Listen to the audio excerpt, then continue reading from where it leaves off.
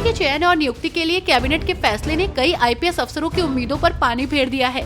मनोनयन समिति के गठन के बाद मौजूदा कार्यवाहक डीजीपी प्रशांत कुमार को स्थायी करने पर मुहर लग सकती है। इससे उन्हें 2 वर्ष तक डीजीपी की कुर्सी संभालने का मौका मिल सकता है। इससे वे 30 मई 2025 की बजाय 31 जनवरी 2026 को सेवानिवृत्त होंगे। उनकी सेवानिवृत्ति की अवधि पूरी होने के बाद 8 माह का अतिरिक्त समय मिलेगा। प्रयागराज में 13 जनवरी से शुरू हो रहे महाकुंभ के लिए संत महात्माओं का औपचारिक तौर पर आगमन रविवार 3 नवंबर से शुरू हो गया है। अखिल भारतीय अखाड़ा परिषद की अक्टूबर 2024 के पहले सप्ताह में इस बात पर फैसला लिया गया था कि कुंभ में आधार कार्ड के साथ प्रवेश हो, ताकि कोई गैर सनातनी मेला क्षेत्र में एंट्री न कर पाए। प्रदेश सरकार के मंत्री और सुबह सभा के राष्ट्रीय अध्यक्ष ओम प्रकाश राजभर ने प्रयागराज में होने वाले महाकुंभ को लेकर बड़ा बयान दिया है। उन्होंने संतों द्वारा कुंभ में गैर हिंदुओं के प्रवेश पर रोक को लेकर कहा कि कुंभ में आने से किसी को मना नहीं किया जा सकता। उपचुनाव को लेकर प्रदेश का सियासी पारा हाई चल रहा है। इस बीच विधानसभा उपचुनाव के लिए भाजपा अब अपने प्रचार अभियान में तेजी लाएगी। मुख्यमंत्री योगी आदित्यनाथ 8 नवंबर से प्रचार अभियान में जुटेंगे। इसकी शुरुआत वे पश्चिम यूपी से करेंगे और वहीं सीएम समेत अन्य नेताओं के प्रचार कार्यक्रमों को अंतिम रूप दिया जा रहा है। भाजपा के प्रदेश अध्यक्ष भूपेंद्र चौधरी और महामंत्री संगठन धर्मपाल की भी उपचुनाव वाली सीटों पर जनसभा कराने का कार्यक्रम तैयार किया गया है। उत्तर प्रदेश में 9 सीटों पर होने वाले उपचुनाव को लेकर तैयारियां जोरों पर हैं। इन सबके बीच प्रदेश में पोस्टर वॉर लगातार तेज होती जा रही है।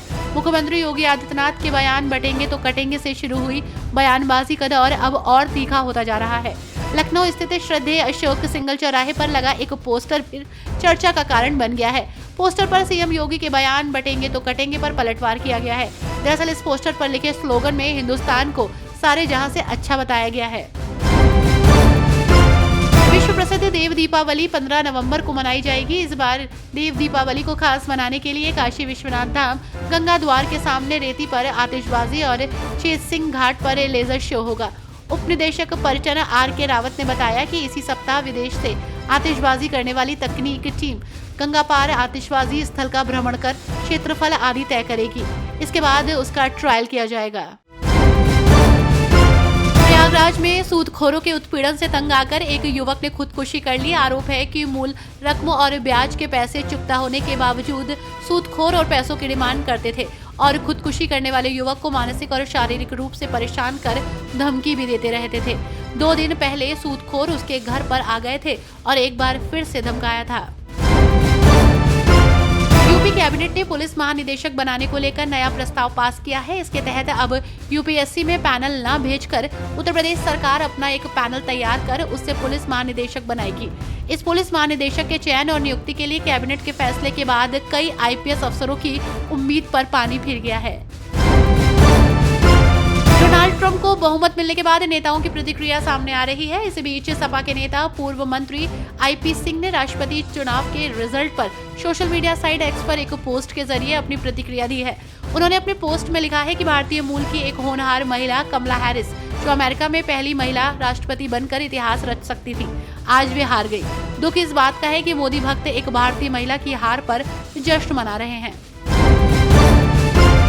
सुप्रीम कोर्ट द्वारा उत्तर प्रदेश सरकार के अधिकारियों को सड़क चौड़ीकरण परियोजना के तहत 2019 में आवासीय घरों को अवैध रूप से ध्वस्त करने के मामले में तीखी फटकार मिली है। सुप्रीम कोर्ट ने अपने आदेश में स्पष्ट किया है, जिनके घरों को ढहाया गया है उन्हें सरकार की ओर से 25 लाख रुपए का मुआवजा दिया जाए।